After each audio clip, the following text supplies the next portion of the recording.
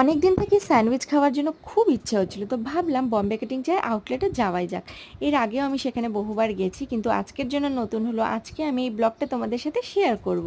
তো আমার বাড়ির খুব কাছে এই আউটলেটটা, খুব একটা দূরে না। তো অফিস থেকে ফিরে বাড়ি ঢোকার আগে আমি সেখানে গিয়েছিলাম।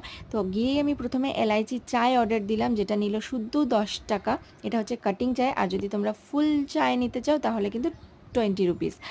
তো দেখতেই পাচ্ছ যে আউটলেটটা খুব সুন্দর ডেকোরেট করা। তো তারপর আমি ভাবলাম যে স্যান্ডউইচের ঠিক কোনটা আমি অর্ডার করব, কারণ এখানে এতই ভ্যারাইটিস রয়েছে। তো শেষমেশ আমি পনির চিজ স্যান্ডউইচ অর্ডার দিলাম, যেটা 110 রুপিস নিল।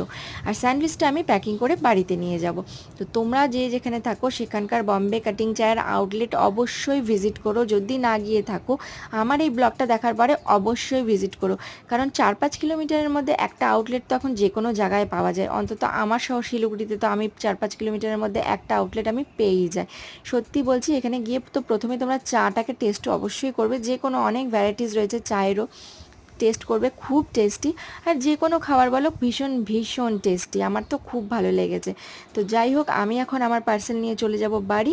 তাই জন্য এখানে বসেছিলাম। এই যে আমার পার্সেল এখন রেডি। মিনিমাম 15 মিনিট তো সময় লাগলোই আমাকে দিতে। তো এখন আমি নিয়ে চলে যাচ্ছি বাড়ি। চলে গিয়ে দেখা যাক কেমন দিয়েছে স্যান্ডউইচ। এই যে স্যান্ডউইচ, প্যাকেজিংটা বেশ ভালোই ছিল।